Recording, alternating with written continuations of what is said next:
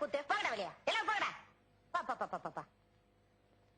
ஏண்டா கண்ணு அம்மா கொஞ்சம் ஓய்வு எடுத்துக்க கூடாது சரிம்மா ஓய்வு எடுத்துக்கப்பா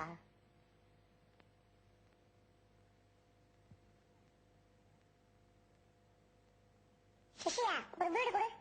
ஏய் சின்ன பசங்க பீடி குடிக்கூடாதா அண்ணா நான் உன்னை விட 10 வயசு பெரியவன் தெரியுமா ஒழுங்கா வீடு கொடு இல்லன்னா விடுவேன் இந்தாங்க அண்ணா இந்தாங்க வெரி குட்